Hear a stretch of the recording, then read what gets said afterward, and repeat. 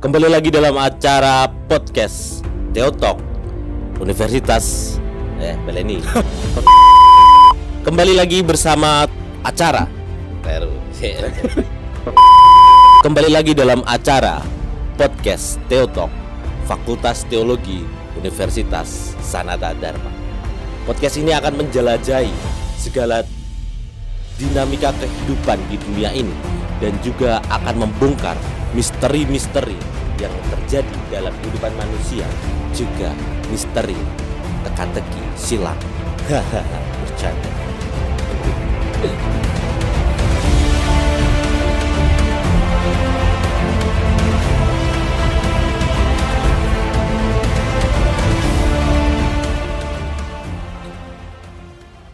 Ngomongin soal bercanda. Baik, ngomongin soal bercanda. Hari ini saya kedatangan seorang tamu yang sungguh luar biasa sekali.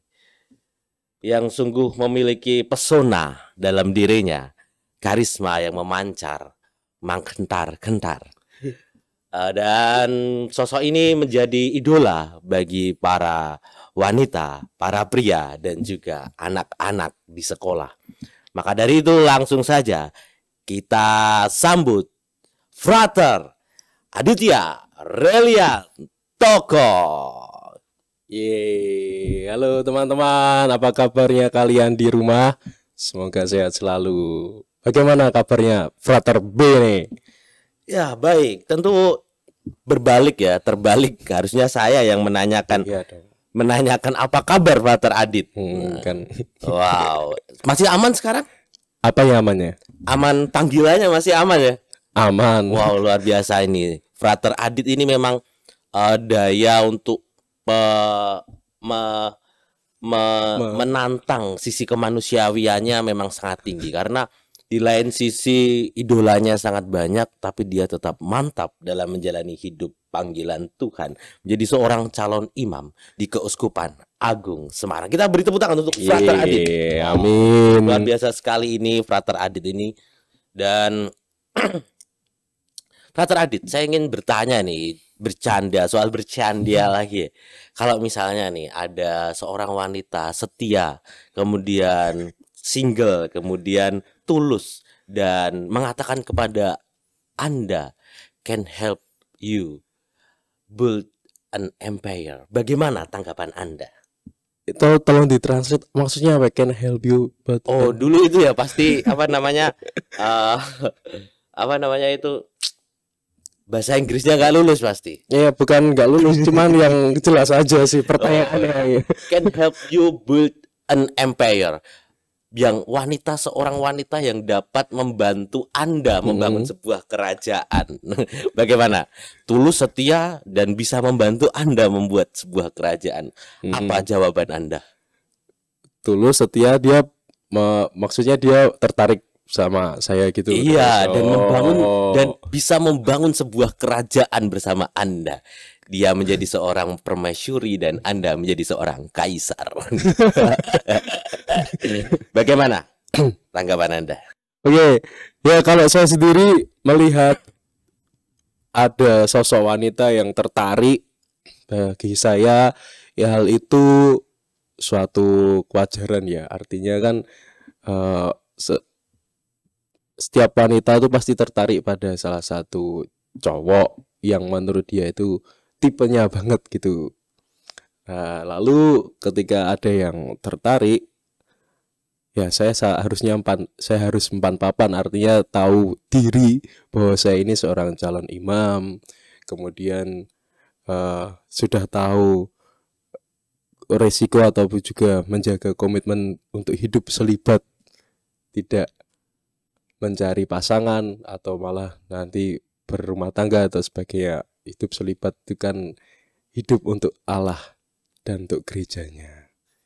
Wow, luar biasa sekali ya Frater Adit. Ini memang sungguh sangat menginspirasi bagi kita kaum lelaki. Jadi mayoritas kaum lelaki itu sulit untuk mengontrol hawa nafsu gitu ya. Tapi saya yakin Frater Adit itu sudah matang sekali dalam mengolah dinamika pergulatan batin sebagai seorang lelaki, karena tentunya melalui berbagai macam pendidikan di seminari tinggi, terus kemudian di seminari menengah pula, tentu seorang calon imam dididik untuk mengolah bentuk-bentuk perasaan yang muncul ketika situasi itu hadir dalam diri Frater Adit. Oke, Frater Adit. Tapi tentunya hal ini bukan bercanda tadi ya, bukan bercanda ini. Menanggapi panggilan Tuhan tuh jangan bercanda. Iya, serius ya. Serius. Oke, Frater Adit. Sebagai calon imam Keuskupan Agung Semarang nih, apa yang membuat Anda tertarik dengan Keuskupan Agung Semarang? Mengapa tidak Keuskupan Agung Bali atau Keuskupan Bali atau Keuskupan Agung Jakarta gitu? Yang pertama saya tertarik untuk masuk ke Keuskupan Agung Semarang itu saya teringat dengan salah satu pesan dari salah satu imam juga, Imam Diosesan Keuskupan Agung Semarang, yaitu almarhum Romo Agustinus Suryo Nugroho. Kala itu waktu saya masih di Seminari Menengah Mertoyudan, beliau itu berpesan bahwa kepada para seminaris jangan lupakan rumahmu, kembalilah ke rumahmu, karena rumahmu itu masih membutuhkan bantuanmu untuk menyelesaikan tugas-tugasnya. Apa arti dari rumahmu itu? Yang saya tangkap adalah keuskupan itu sendiri. Jadi saya memilih Keuskupan Agung Semarang itu sebagai rumah, dan saya sebagai pemilik rumahnya pun juga harus bertanggung jawab untuk ikut membantu menyelesaikan pekerjaan-pekerjaan yang belum rampung. Artinya apa? Berarti menjadi imam diosesan itu sendiri. Selain itu saya pun juga lahir dan tumbuh berkembang di tanah Keuskupan Agung Semarang itu sendiri, wilayah Keuskupan Agung Semarang itu sendiri. Begitu. Wow, luar biasa sekali Frater Adit. Tentu kalimat dan jawaban Frater Adit ini menginspirasi kita semua untuk selalu ingat bahwa kemanapun kita pergi, rumah, orang tua, keluarga menjadi tempat di mana kita pulang. Benar nggak, Frater? Ya, benar sekali, Frater. Sama seperti Frater Adit, dimanapun Frater Adit diutus, Keuskupan Agung Semarang menjadi pilihan dan tempat di mana ia pulang. Baik, Frater Adit, ngomong-ngomong berbicara soal bercanda tadi juga kan ada di media sosial gitu ya, muncul apa namanya, video-video yang sangat akhirnya bisa viral, walaupun itu random sebenarnya ya, tapi akhirnya bisa viral. Kemudian di mana lagi itu cover lagu juga, awalnya cuma kayak QQ gitu, akhirnya bisa menjadi lagu yang sangat luar biasa sekali. Nah, untuk Frater Adit ini ngomong-ngomong berbicara ini kayaknya hampir juga viral ini ketika melihat mencari-cari kepo gitu ya tentang Frater Adit itu, ternyata followers Frater Adit itu mencapai 1K miliar. 1K itu 1 miliar ya, Frater, atau 1.000 gitu. Berapa? Saya malah kurang update dengan follower saya, coba saya lihat dulu. Ya nggak terlalu banyak juga sih. 1.000 ya, sekitar 1.000 ya. 1.000-an. Wow, luar biasa sekali. Itu sudah bisa mendirikan paroki sendiri sebenarnya ya.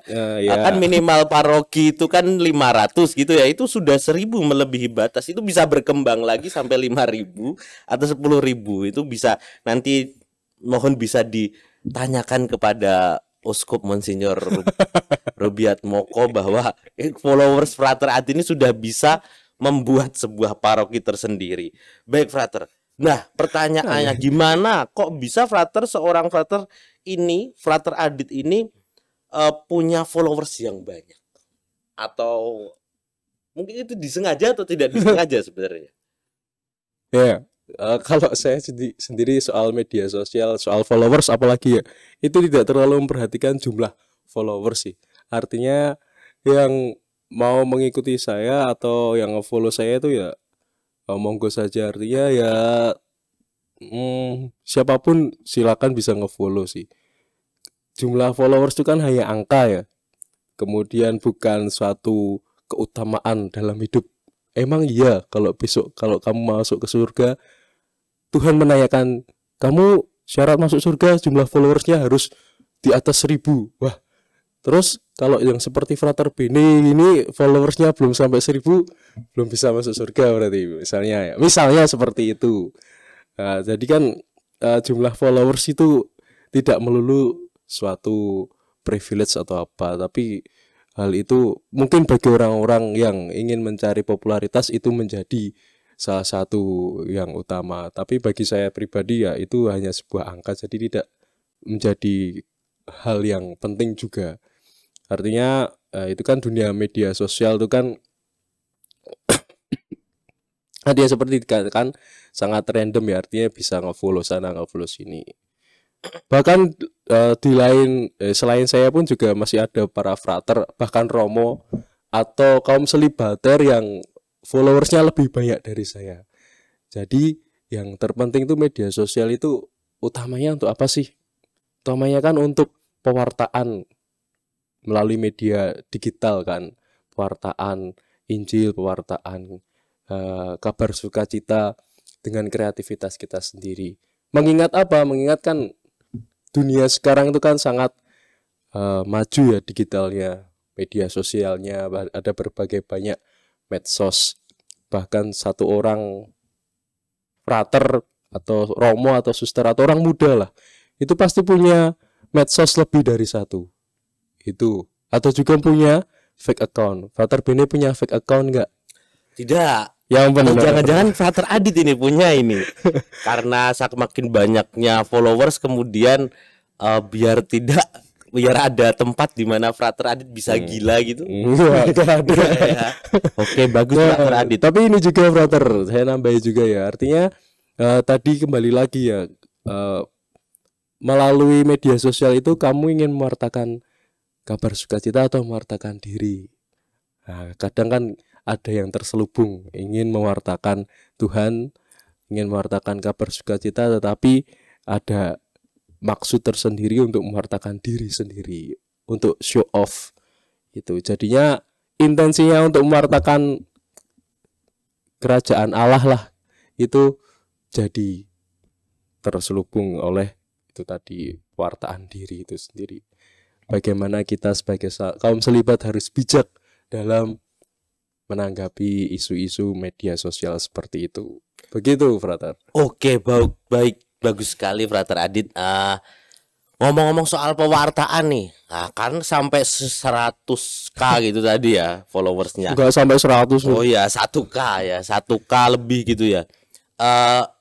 Itu tentu kalau Frater Adit itu pasti mewartakan sesuatu. Apa yang diwartakan bisa sampai 1k gitu kalau tadi mengatakan soal pewartaan? Kalau saya di media sosial lebih pewartaannya tidak terus kemudian membuat seperti renungan, kemudian membuat quotes atau apa ya, itu saya lebih cenderung ke ikut seperti kaum muda pada umumnya. Artinya saya foto langit. Nah, ini kok langitnya bagus banget ya, saya foto kemudian saya kirim dengan efek atau filter tertentu. Nah, kemudian diupload di story Instagram seperti itu. Lebih ke situ sih. Jadi memang saya pribadi belum sampai ke pewartaan dalam hal ganti. Gue yang pertanyaan Jokowi deng. Iya. Gue ngalir. Ya, oke, ulangi.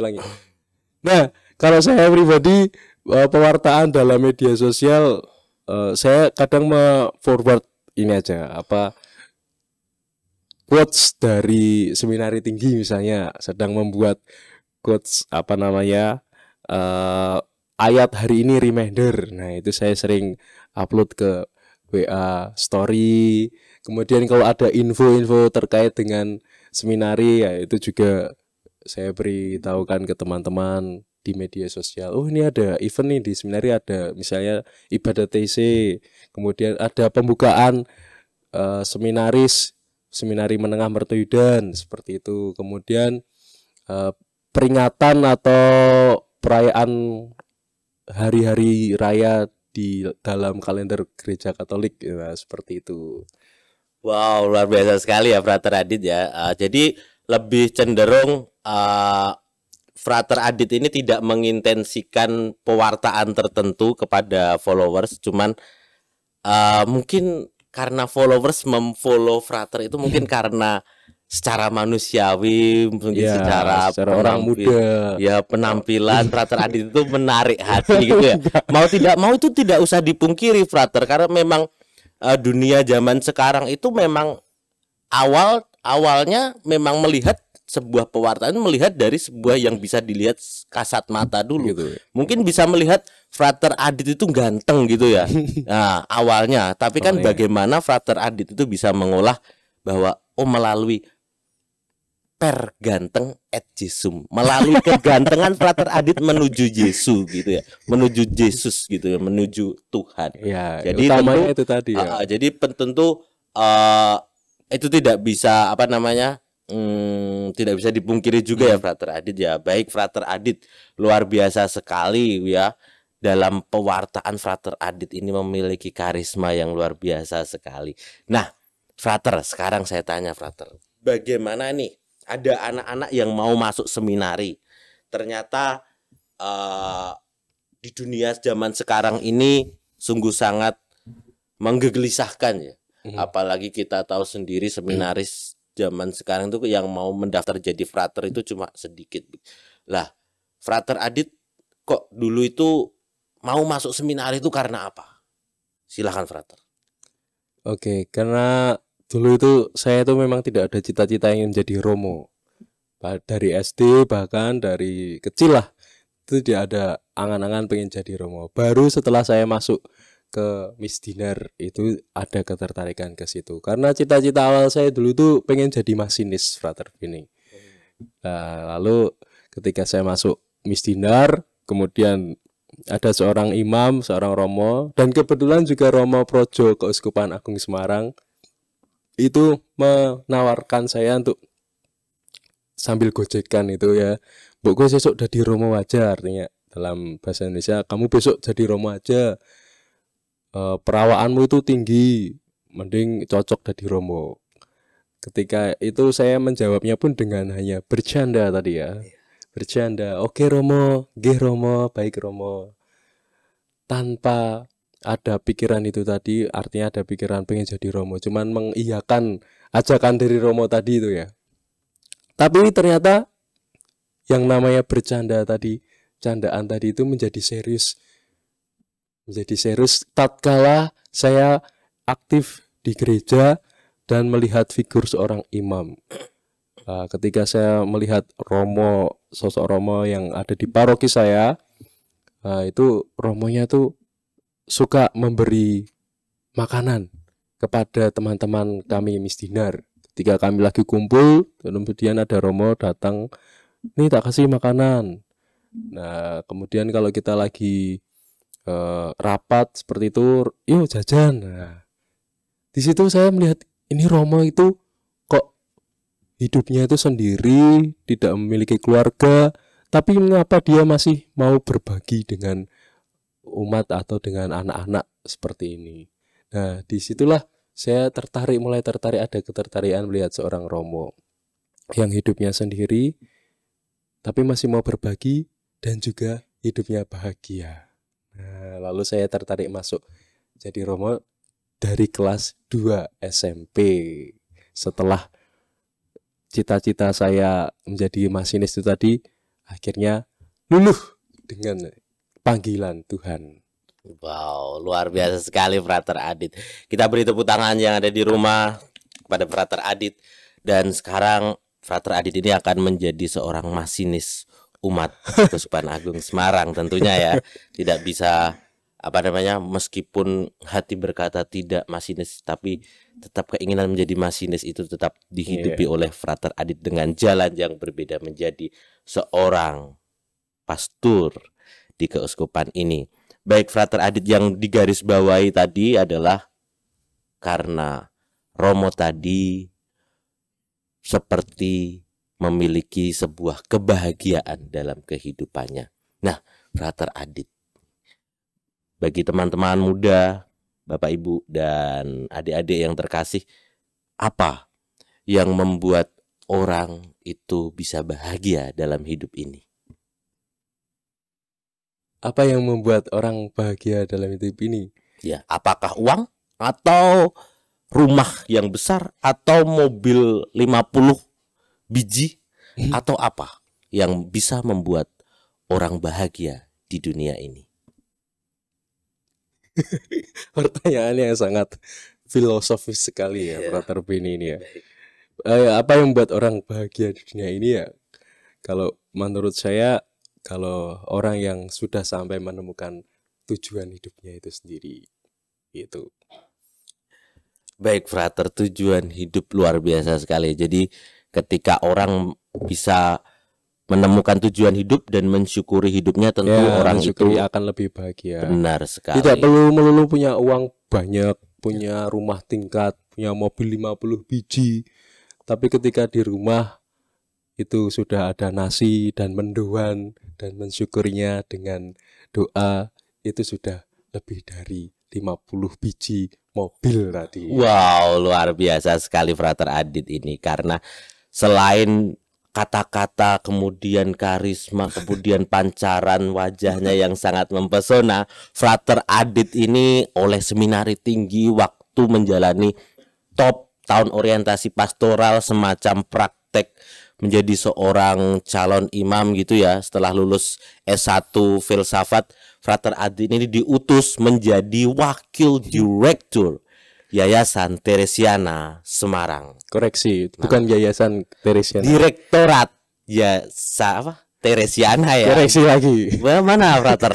Kamu calon imam Ya mana Nggak tahu. mana, Frater? Direktorat Sekolah-sekolah Teresiana. Wow. Bukan yayasannya Yayasan Bernardus. Oh, bagus Gitu. sekali ya.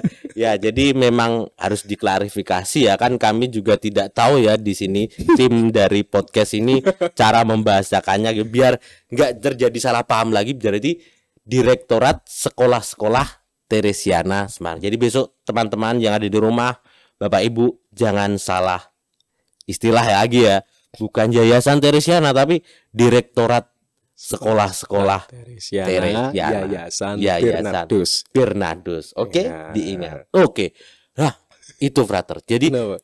kembali lagi ke pertanyaan, menjadi wakil direktorat sekolah-sekolah Sanjaya, sekolah mana? Teresiana. Nah, Yayasan Bernardus ya.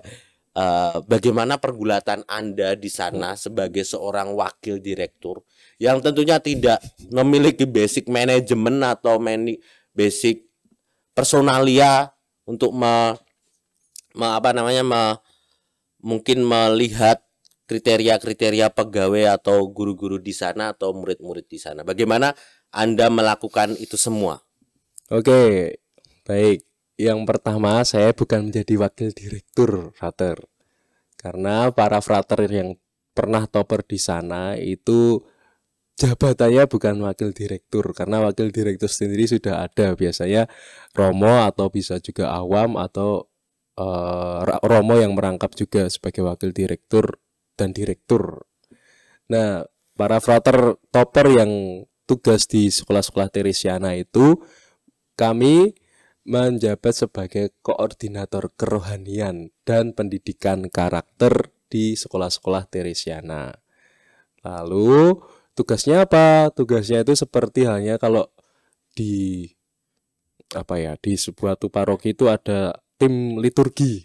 Nah, atau misalnya dalam komunitas seminari itu ada yang namanya seremonarius. Nah, mengatur hal-hal yang terkait kerohanian dan juga pendidikan karakter bagi para siswa, para guru staf di Direktorat Sekolah-sekolah Teresiana dan sekolah-sekolah Teresiana itu sendiri. Nah, misalnya kalau ada acara Saint Teres Day itu setiap tanggal 1 Oktober yang sebentar lagi akan dirayakan. Nah, di situ ada peringatan Santa Teresia. Itu yang akan mengkoordinator siapa ya? Frater Topper sebagai koordinator kerohanian tadi, membentuk suatu panitia, kemudian membuat rangkaian acara Senteresdi itu bagaimana? Ada rekoleksi siswa, ada rekoleksi guru, kemudian puncaknya nanti ada misa syukur pada hari Santa Teresia kanak-kanak Yesus itu sendiri.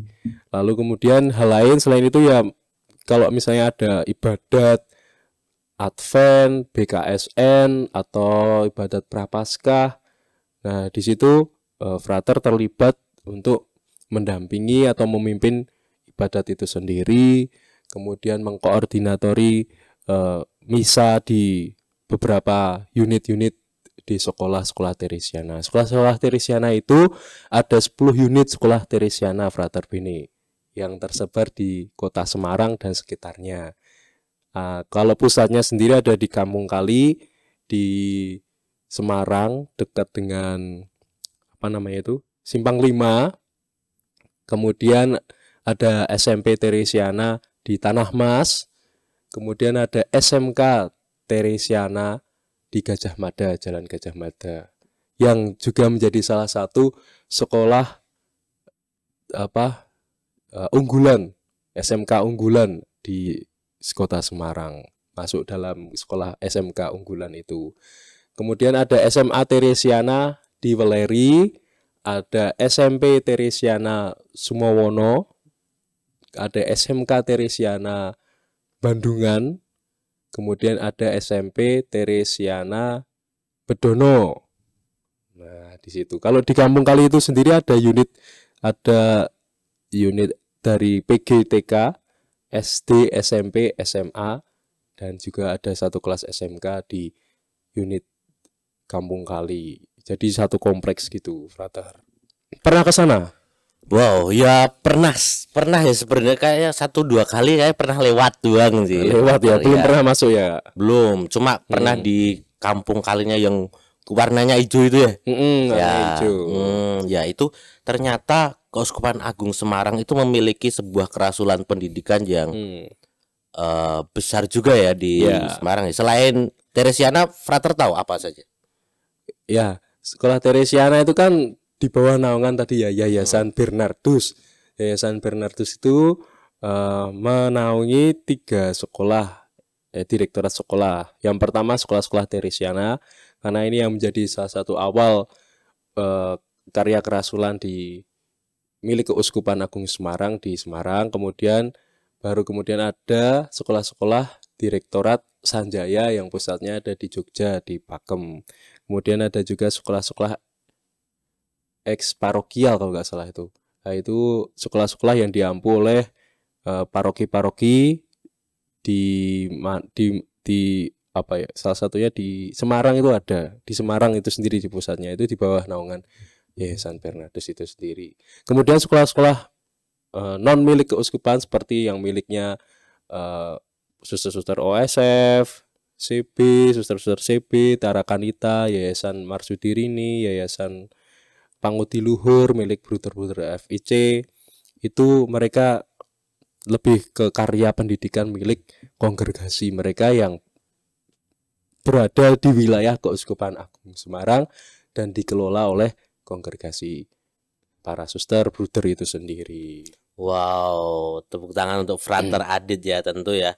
Ternyata gereja memiliki sebuah pelayanan pastoral pendidikan yang untuk masyarakat yang cukup memberi fasilitas yang baik pula ya. Teresiana tentu baik ya, fasilitasnya lengkap ya Frater. Ya, sedang berusaha dalam tahap perkembangan dan masih terus berbenah untuk menjadi yang Teresiana yang lebih baik. Ya. Selain itu, Teresiana juga punya unit usaha, Frater. Wow, apa? Ada beberapa unit usaha. Kalau di Bandungan, teman-teman besok kalau ke Bandungan, daerah Bandungan dekat Pasar Bandungan yang baru, itu sebelah persis itu kompleks SMK Teresiana Bandungan. Di situ kami ada PT HAB. HAB itu singkatan dari Hidroponik Agro Wisata Bandungan. HAB. Nah, itu ada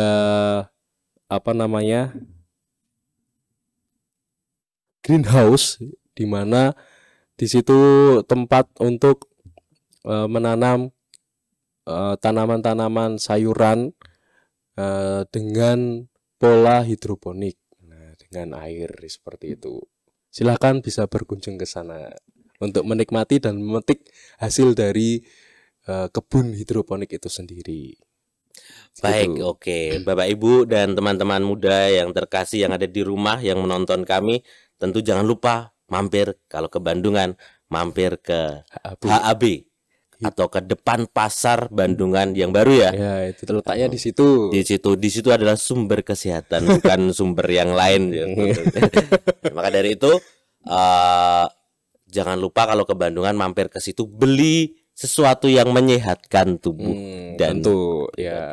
Itu yang membuat kebahagiaan itu dapat didapatkan dalam dunia ini ya, Frater. Ya, bahagiaan itu ya sehat itu sendiri. Pola makan yang sehat juga mencapainya. Baik, kemudian yang berikutnya, Frater, saya ingin menanyakan apa yang membuat Anda itu bisa tertarik atau bisa kuat berada di Teresiana waktu itu, topper waktu itu. Karena kan pasti ada membuat pengalaman di mana Frater itu menggali sebuah inspirasi sehingga teman Frater tetap bisa bertahan selama 1 tahun di sana. Apa kira-kira pengalaman apa yang menginspirasi? Oke, baik, terima kasih Frater. Yang pertama itu sebenarnya ketika saya diutus ke Direktorat Sekolah-Sekolah Teresiana itu ada pergulatan dalam hati saya, Frater.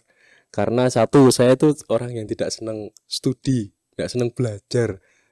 Tapi yang namanya perutusan itu selalu saja tidak seturut atau selaras dengan keinginan kita ya, pasti berbanding terbalik.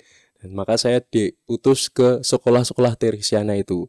Memang tadi seperti pertanyaan tadi ya sebelumnya, apakah ada skill management dan sebagainya. Bagi saya sendiri nggak tahu apa-apa sampai sana itu bingung mau ngapain, mau mengajar juga. Waktu itu kan masih pandemi, anak-anaknya para siswa itu juga masih sekolah secara online. Kemudian juga beberapa hal dibatasi, jadi saya harus bagaimana. Jadi disitulah saya ditantang untuk berkreatif dalam berpastoral ketika saya di Direktorat Sekolah-Sekolah Teresiana. Di satu sisi saya pun juga harus menyesuaikan belajar memanajemen waktu antara bekerja artinya di sekolah-sekolah Teresiana dan juga dalam hal berpastoral di paroki. Tentu saya itu tidak ngekos ya di sana, tapi saya tinggal di komunitas pastoran Katedral Semarang. Dan di situ saya tugas terbatas, artinya beberapa hal memang dipasrahkan beberapa pastoral kategorial seperti mendampingi misdinar, mendampingi piapir, mendampingi OMK. Tapi tugas utama saya tetap di Teresiana tadi. Nah, di situ saya belajar untuk memanajemen waktu supaya kedua pastoral ini, pastoral kategorial di Teresiana dan pastoral parokial itu bisa seimbang. Maka selama saya di Teresiana, di situ saya mengatur waktu selama hari Senin sampai hari Jumat itu saya berada di kantor di Teresiana. Kemudian hari Sabtu Minggu saya prioritaskan untuk parokial, artinya mengikuti misa, membuat renungan, kemudian mendampingi teman-teman dari kategorial tadi, piapir, misdinar dan sebagainya. Itu. Lalu pengalaman yang menarik bagi saya itu ketika saya belajar di Teresiana itu ada satu poin yang saya sampai sekarang itu masih ingat. Poinnya adalah visitasi, diskusi, dan aksi. Nah, karena sekolah-sekolah Teresiana itu tersebar tadi ya, seperti yang saya sampaikan tadi di beberapa tempat, dan itu harus dikunjungi satu persatu.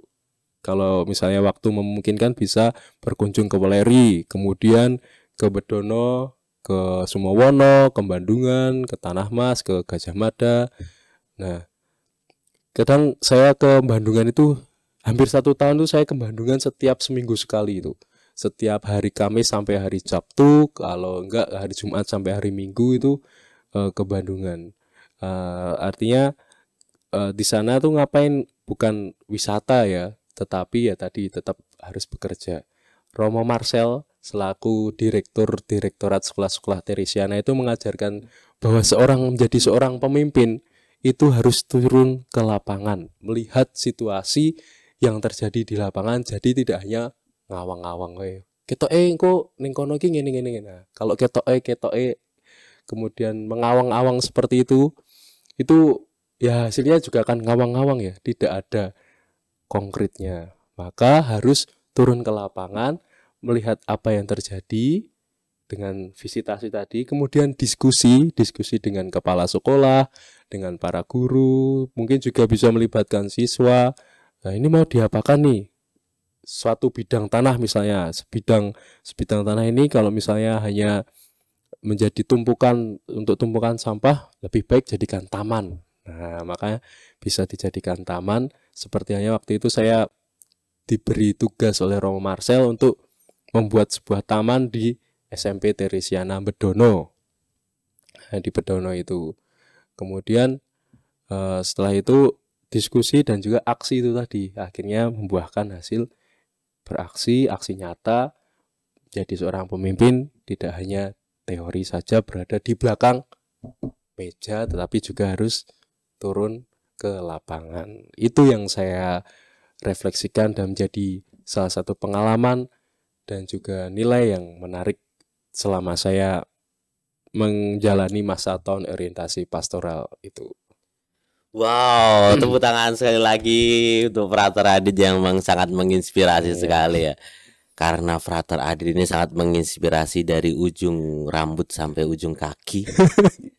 Kira-kira pesan apa atau quotes apa untuk orang-orang muda zaman sekarang atau bapak ibu yang ada di rumah atau adik-adik yang menonton di Theotalk ini untuk menjalani kehidupannya sebagai manusia, tetap mensyukuri apa yang dikatakan Frater Adit, mensyukuri dan menemukan kebahagiaan. Apa Frater? Untuk teman-teman muda, ya, pesan, quotes atau apapun, kata-kata atau sesuatu yang bisa dimiliki, nilai-nilai yang bisa diambil oleh para pemirsa di rumah. Baik, untuk teman-teman di rumah, untuk saudara-saudara sekalian, jangan pernah letih untuk berbuat baik kepada sesama, dan jangan takut untuk bertindak sesuatu yang baik, yaitu. Wow, luar biasa, semua baik, semua baik. Amin. Pernah tahu lagunya, Frater? Pernah. Apa itu? Semua baik, sungguh teramat baik.